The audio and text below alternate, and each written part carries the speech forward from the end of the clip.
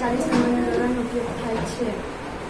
આ છે aloe vera gel, આ છે ટેલિકોમ પાવડર, આ છે આઈબ્રો સેટ કરવાની બ્રશ, આ છે કાતર.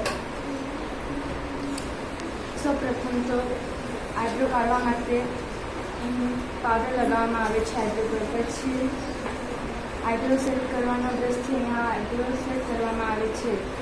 તેથી આપણને દેખાય છે કે કયા વાળ દૂર કરવામાં આવે છે.